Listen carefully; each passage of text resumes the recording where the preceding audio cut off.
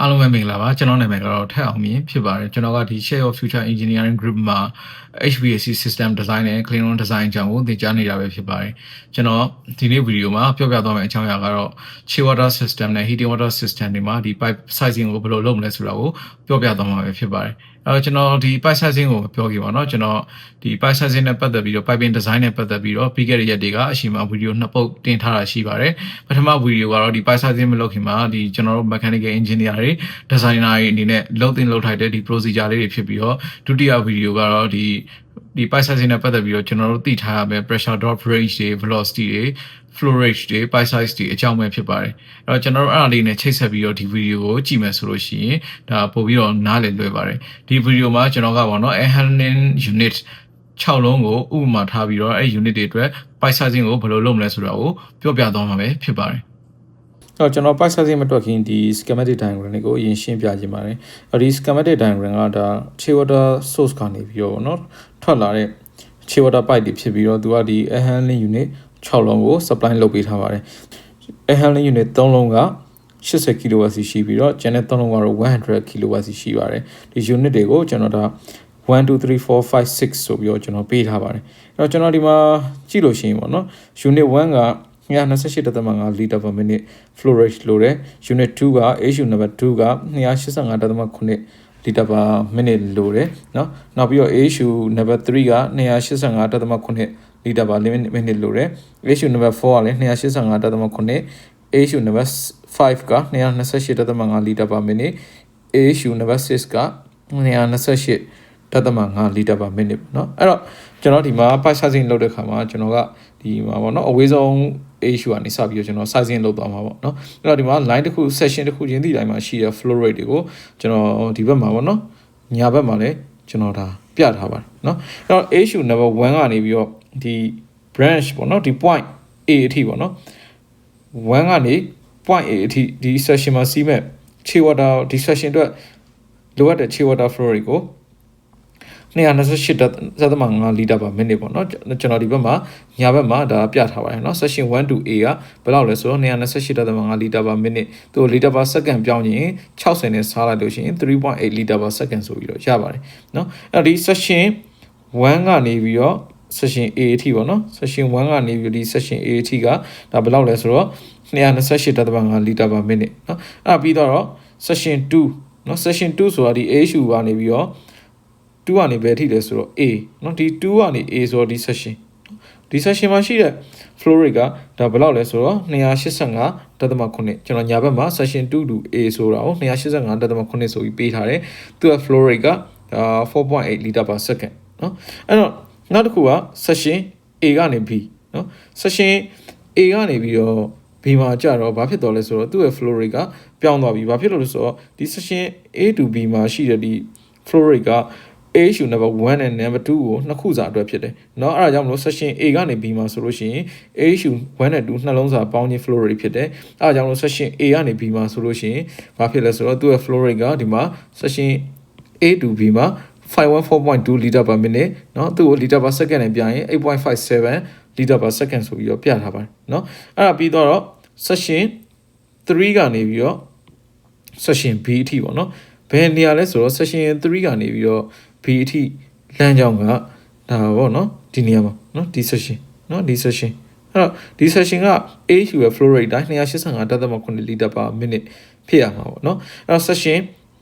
3 to B ကအခုဒီမှာကျွန်တော်ညာဘက်မှာပြထားတယ်ဘယ်လောက်လဲဆိုတော့285.9 liter per second နော်ဒါ section ဘယ်လောက်လဲဆိုတော့ section 3 to B နော်အဲ့တော့ section 3 to B ပြီးသွားလို့ရှိရင်နောက်ထပ်ဘယ်လိုလာလဲဆိုတော့ section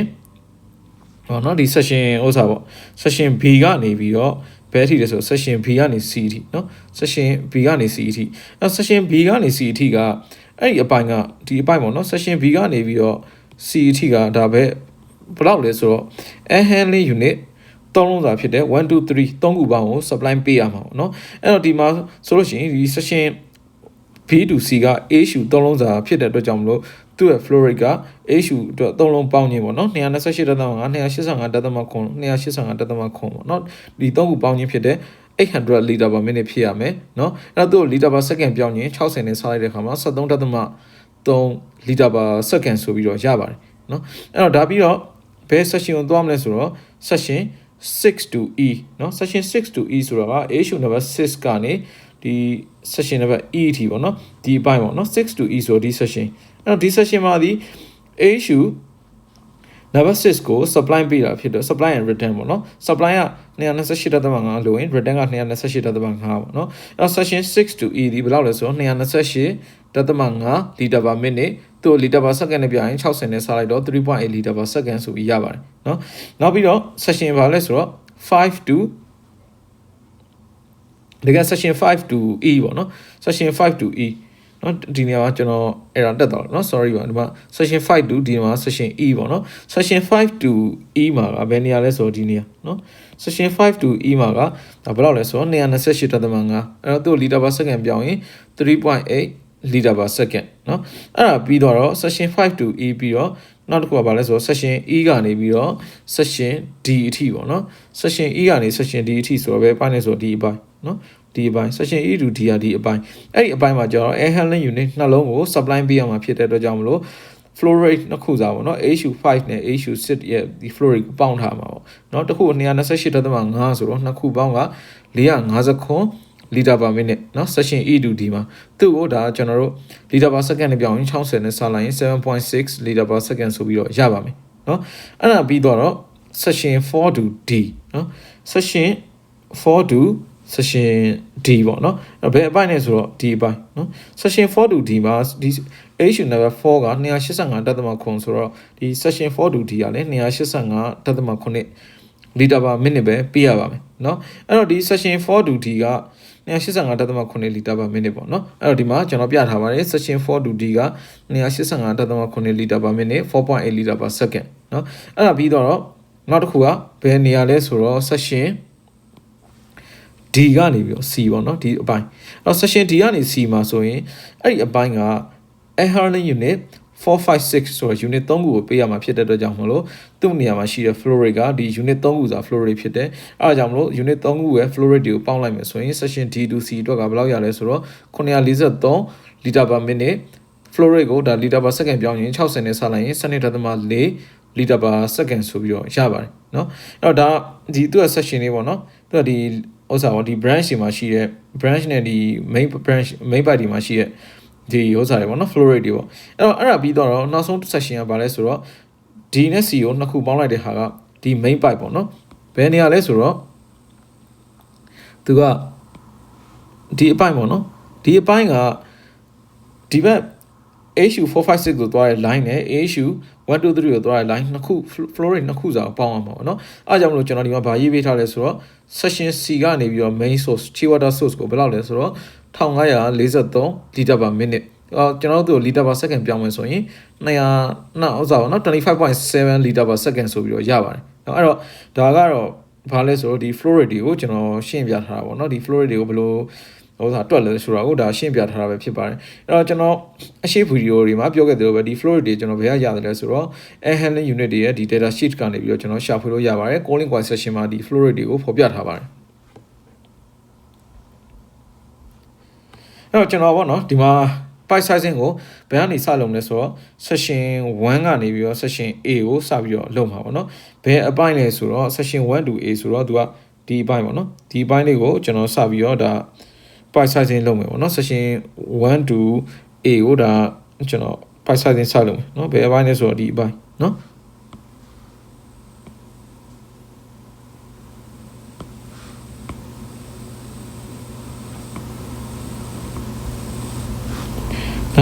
ဘယ်ပိုင်းလဲဆိုတော့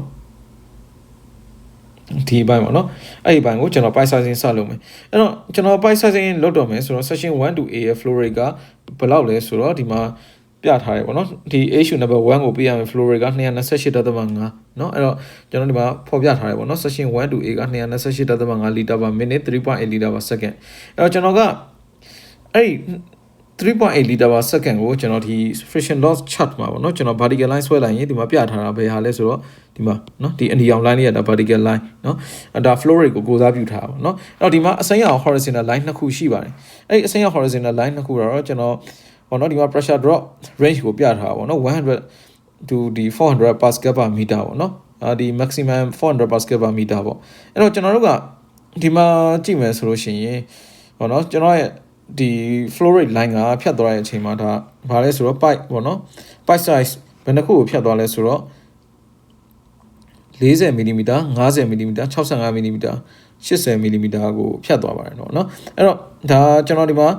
အသေးဆုံး pipe size ဖြစ်တဲ့40 mm ကိုရွေးမယ်ဆိုရင် pipe size 40ကဘယ်နေရာမှာလဲဆိုတော့ဒီ line ပေါ့เนาะအခုဒီ line pipe size 40ကိုရွေးရင်ဒီ line เนาะအဲ့တော့ကျွန်တော်က pipe size ဒီ40 mm ကိုကျွန်တော်ရွေးလိုက်တယ်ဆိုပါတော့เนาะဒီ flow rate နဲ့ဒီ pipe size နဲ့စုံတဲ့နေရာမှာ point ရတယ်အဲ့ point ကနေပြီးတော့ကျွန်တော်သူကဒီ pressure drop တန်ဖိုးကိုကျွန်တော်လာပြီးတော့ဒီဘက်မှာလာဖတ်တယ်ဆိုရင်ဘယ်လောက်လဲဆိုတော့2000 pascal per meter ဆိုပြီးရတယ်เนาะ2000 pascal per meter အဲ့တော့ဒါကကျွန်တော်အရှိမပြောခဲ့တဲ့ pressure drop range 400 pascal per meter တဲ့ပိုနေတာဖြစ်တဲ့အတွက်များနေတာဖြစ်တဲ့အတွက်ကြောင့်မလို့ကျွန်တော်ဒီ size ကိုတော့မရွေးတော့ဘူးအဲ့တော့ကျွန်တော်နောက်ထပ်ရွေးစရာကဘာရှိလဲဆိုတော့50 mm 65နဲ့80ဆိုပြီးရှိရเนาะအဲ့တော့ကျွန်တော်ဒီနေရာမှာ50 mm ကိုရွေးလို့ရှိရင်လည်း pipe size ပေါ့နော်50 mm ကိုကျွန်တော်ဒီမှာရွေးလိုက်ပဲဆိုပါတော့50 mm ကိုရွေးလိုက်လို့ရှိရင်ဘာဖြစ်မလဲဆိုတော့သူ့ရဲ့ pressure drop ကဒါဘယ်လောက်ဖြစ်နေလဲဆိုတော့ဒီမှာပေါ့နော်600 mm 600 pascal per meter ဖြစ်နေပြီเนาะအဲ့တော့ဒါလည်းများတယ်ကျွန်တော်အားကြောင့်မလို့50 mm လည်းမရွေးတော့ဘူးအဲ့တော့ကျွန်တော်ဒီနေရာမှာရွေးမယ်ဆိုရင် diameter ဘယ်လောက်လဲဆိုတော့65 mm နဲ့80 mm ကိုကျွန်တော်ရွေးလို့ရပါတယ်เนาะအဲ့တော့ကျွန်တော်ဟောနော်ဒီ65 mm ကိုရွေးလိုက်လို့ရှိရင်သူကဒီ pressure drop range ကဒါလက်ခံနိုင်တဲ့ range အတွင်းမှာရှိတယ်ပေါ့နော်ဒါအပြင်ဒီ velocity ကလည်းအရင်မမြင်ဘူး diameter 65 mm pipe ကိုကျွန်တော်ရွေးထားပါတယ်เนาะအဲဒါကြောင့်မလို့ကျွန်တော်ဒီမှာကျွန်တော်ရဲ့ pipe size ကျွန်တော်ရဲ့ pipe size ကကျွန်တော်ရွေးလိုက်တဲ့ pipe size ကဘာလဲဆိုတော့65 mm ပေါ့เนาะအဲ့တော့ကျွန်တော်က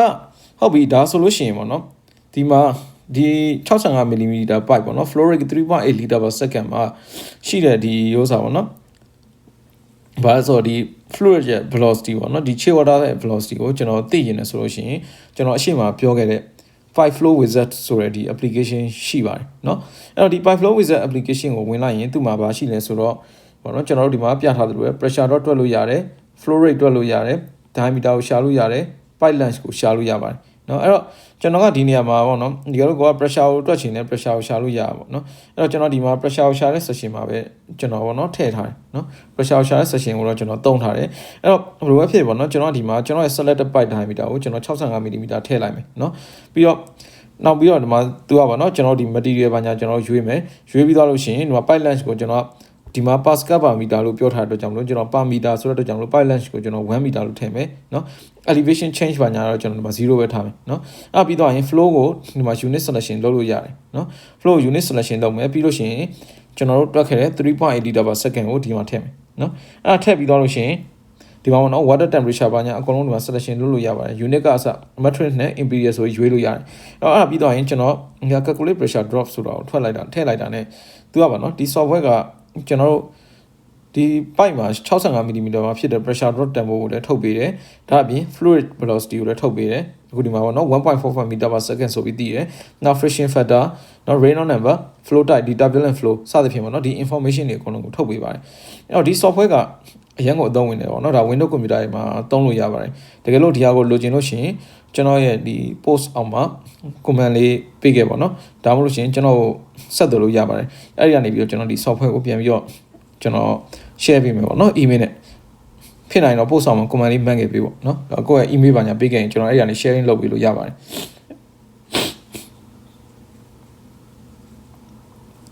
အဲ့တော့ဒါကတော့ကျွန်တော်ဒီပထမဆုံး session 1 to A ကိုကျွန်တော် pipe size ဘယ်လိုလုပ်သွားလဲဆိုတာကိုရှင်းပြထားပဲဖြစ်ပါတယ်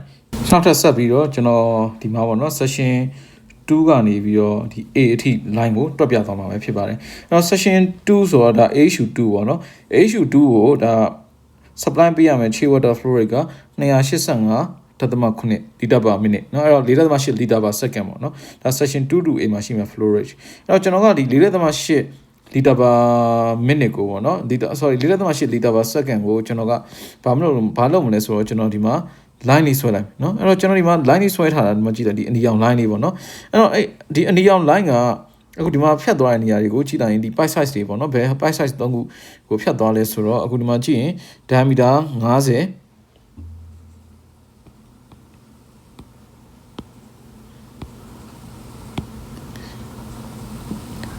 diameter 50 65နဲ့80ဆိုပြီးတော့ဒီမှာ3ခုပြထားတယ်ပေါ့နော်အဲ့တော့ diameter 50 byte ကိုကျွန်တော်ရွေးမယ်ဆိုလို့ရှိရင်ဒါ diameter 50ကဒီမှာပေါ့နော်ဒီ diameter 50 byte နဲ့သူကဒီ flow rate နဲ့ပေါ့နော်ဒီမှာစုံတဲ့နေရာရှိမယ်နော်အဲ့တော့အဲ့စုံတဲ့နေရာနေပြီးတော့သူ့မှာရှိတဲ့ဒီ pressure drop ကိုကျွန်တော်တို့လာပြီးတော့ဖတ်မယ်ဆိုရင်ဒါဘယ်လောက်လဲဆိုတော့1000 pascal per meter เนาะအဲ့တော့ဒါ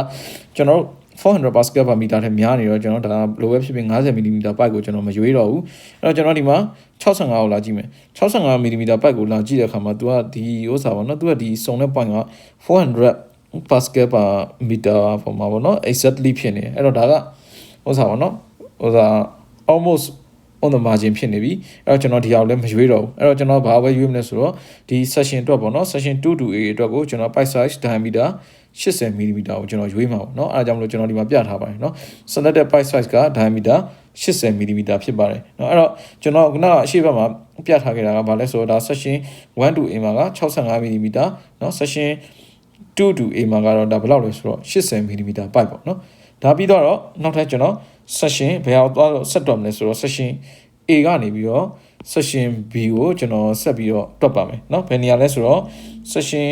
A to B ဆိုတော့ဒီနေရာပေါ့เนาะအဲ့နေရာကိုဆက်တွက်မယ်အဲ့တော့ section A ကနေ B က section A to B ကဘယ်နေရာကိုပဲ A issue တွေကို supply လုပ်မှာလဲဆိုတော့ A issue number 2နဲ့ A issue number 1ကိုဒါ supply လုပ်မှာเนาะအဲ့တော့ဒီ section 1 section A to B မှာဒါဘယ်လောက် flow rate ရှိရမလဲဆိုတော့ A issue နှစ်ခုပေါင်းတာဖြစ်တဲ့ 9.4.2 8.5 ခွန်လီတာပါစက္ကန့်ရှိရเนาะအဲ့တော့ကျွန်တော်ဒါပေါ့နော် A to B က flow rate သိပြီဆိုရင်ကျွန်တော်အဲ့ဒီဟာကိုဒီပေါ်မှာ vertical line အနီရောင်လေးနဲ့ကျွန်တော်ဆွဲပြထားတယ်ဒါ flow rate 8.57 liter per second ပေါ့နော် 8.57 liter per second အဲ့တော့ကျွန်တော်တို့အိမ်မှာ pipe size ကိုကြည့်လို့ရှိရင်ပေါ့နော်ကျွန်တော်ကဒီ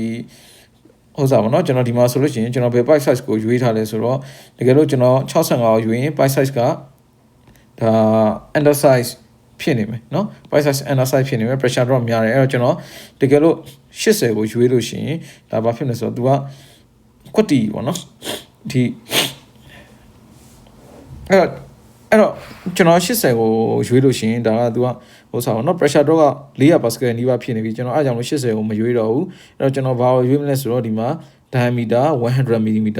pipe ပေါ့เนาะလေးလက်မ pipe ကိုကျွန်တော်ရွေးထားတယ်အားကြောင့်လို့ तू ရဲ့ selected pipe size က diameter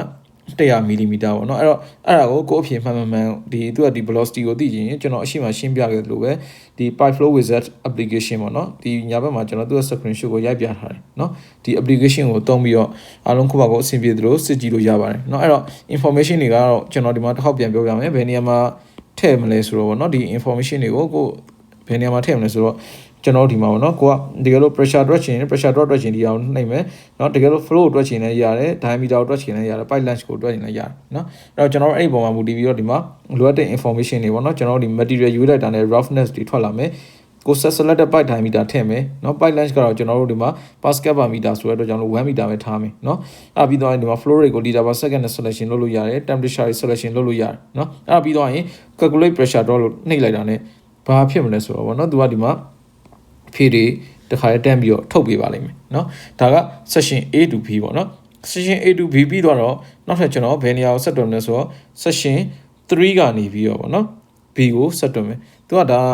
ဘယ်နေရာလဲဆိုတော့ section 3 to B ဆိုတာဒီအပိုင်းပေါ့နော်ဒီဘိုင်းကိုကျွန်တော်ဆက်တွယ်မယ်အဲ့တော့ဒီမှာ section 3 to B က285.9 liter per minute ပေါ့နော်ဒါ issue number 3 ရဲ့ flow rate အဲ့တော့ဒီမှာ section 3 to B က285.9 liter per minute 4.8 liter per second เนาะအဲ့တော့ဒါကျွန်တော်ဟောနော်ဒီမှာ flow rate vertical line ကိုဆွဲမယ်ပြီးတော့ကျွန်တော်အရှိမဖတ်ခဲ့သလိုပဲဒီသူ့ရဲ့ဒီ pipe size ကို selection လုပ်သွားမယ်ပေါ့နော်ကျွန်တော်ဒီမှာ diameter 50နဲ့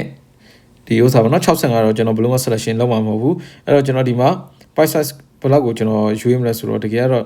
ဒီမှာပေါ့နော်ကျွန်တော်80 mm ကိုရွေးရမှာနော်ကျွန်တော်ဒီမှာ80 mmကိုရွေးရမှာ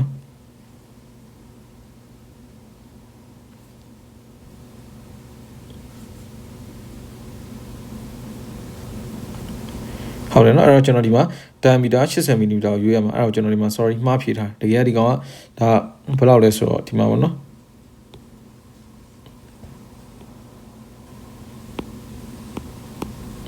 diameter 80 mm ပေါ့နော်ကျွန်တော်ဒီမှာ diameter 80ကိုရွေးထားတယ်เนาะ ဒါပြီးတော့နောက်ထပ် session ကဘာလဲဆိုတော့ session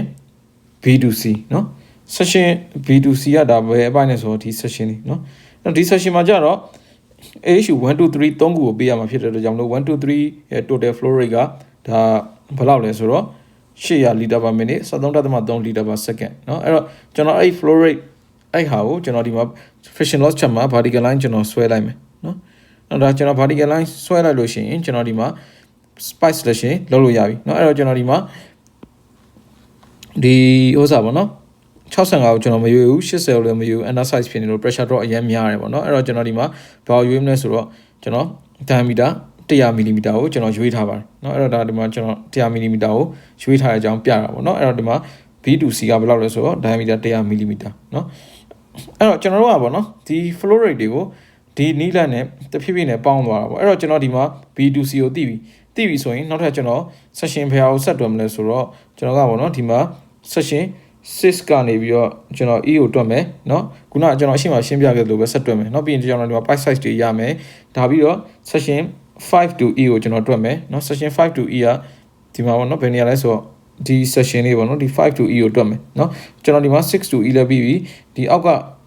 ဒီ session တွေလည်းပြီးလာပြီပေါ့เนาะဒီ session တွေတစ်ဖြည်းဖြည်းနဲ့ပြီးလာပြီဆိုတော့ကျွန်တော်အဲ့ဒါပြီးတော့ရင်နောက်ထပ်ဘာဆက်တွက်အောင်လဲဆိုတော့ session ဒီဥစ္စာပေါ့เนาะE to D ကို D to E ပေါ့နော် E to D ကိုဆက်တွက်မယ်ပြီးရင်4 to D ကိုဆက်တွက်မယ်เนาะပြီးရင်နောက်ပိုင်းကတော့ဗာလဲဆိုတော့ D to C ကိုတွက်မယ်เนาะအဲ့ဒါပြီးသွားရင်ကျွန်တော်တို့ကဒီ branch မှာရှိရ flow rate နဲ့ဒီ branch မှာရှိရ flow rate နှစ်ခုပေါင်းလိုက်တော့1543ဆိုပြီးရတယ်เนาะအဲ့တော့ဒါကဘာလဲဆိုတော့ section C ကနေပြီးတော့ဒီ chilled water source ကိုပေါ့နော်သွားတဲ့ထားပေါ့နော်အဲ့ဒါကဘယ်နေရာလဲဆိုတော့ဒါ section C to chilled water source ကကျွန်တော်ဒီမှာနောက်ဆုံးမှာတွက်ပြထားတယ်ပေါ့နော်သူ့အတွက်ကျွန်တော် pipe size selection လုပ်ပြထားပါတယ်အဲ့တော့ကျွန်တော်တို့ကpipe sizing ကိုပေါ့နော်ဒီလိုမျိုးတစ်ဆင့်ချင်းဒီတွက်သွားပါတယ်ကျွန်တော်စင်ကူမှာလုပ်ခဲ့တော့ကျွန်တော် project တွေအကုန်လုံးကိုပေါ့နော်ဒါကျွန်တော်400 pascal per meter ကို limit ထားပြီးတော့ကျွန်တော်လုပ်ခဲ့တာပေါ့နော်အဲ့တော့ဒါ pipe sizing ဘယ်လိုလုပ်တယ်လဲဆိုတာကိုရှင်းပြထားတာပဲဖြစ်ပါတယ်အဲ့တော့ဒီနေ့ဗီဒီယိုမှာကျွန်တော်ပြောခဲ့တဲ့အကြောင်းအရာတွေကပေါ့နော်ကျွန်တော်ဒီ chill water pipe sizing နဲ့ heating water pipe sizing အကြောင်းပဲဖြစ်ပါတယ်အဲ့တော့နော်ကျွန်တော်ဒီမှာပြောပြသွားတာကအရှိက air handling unit 1 2 3ကိုအဓိကထားပြီးတော့ပြောပြသွားပြီးတော့နောက်က4 5 6ကိုတော့ကျွန်တော်အရင်မပြောသွားဘူးပေါ့နော်။ဘာဖြစ်လို့လဲဆိုတော့အရှိက1 2 3မှာဘယ်လို sizing လုပ်ခဲ့တယ်ဆိုတာကိုအခြေခံပြီးတော့4 5 6ကိုကိုယ့်ဘာကိုပေါ့နော်အိမ်မှာ practice လုပ်ကြည့်လို့ရအောင်ပဲဖြစ်ပါတယ်။အဲ့တော့ဒီဟာကိုစမ်းပြီးတော့ပေါ့နော် sizing လုပ်ကြည့်ချင်တယ်ဆိုလို့ရှိရင်ဒီ friction loss chart ဘာညာပါတဲ့ဟိုပေါ့နော်ဒီ friction loss chart ဘာညာကိုလိုချင်တယ်ဆိုလို့ရှိရင်ကျွန်တော်ဒီ messenger နေဆက်သွယ်ပြီးတော့တောင်းလို့ရပါတယ်ကျွန်တော် email ပို့ပေးပါမယ်เนาะတကယ်လို့ဒီအခုမှကျွန်တော်လုပ်ပြသွားတဲ့ slide တွေကိုလိုချင်တယ်ဆိုလို့ရှိရင်လည်းကျွန်တော်အချိန်ပြလာပြီးတော့ request လုပ်လို့ရပါတယ်ကျွန်တော်ဒါ sharing ပြန်လုပ်ပေးပါမယ်အဲ့တော့ဒီနေ့ video ကတော့ဒီလောက်ပါပဲနောက်ရဒီမှာဒီ hydronic system တွေမှာဒီ pipe တွေအတွက်ပေါ့နော် friction loss ကိုဘယ်လိုတွက်မလဲဆိုတာကိုကျွန်တော်ဆက်ပြီးတော့ပြောပြတော့ပါအောင်မယ်အားလုံးကိုကျေးဇူးအများကြီးတင်ပါတယ်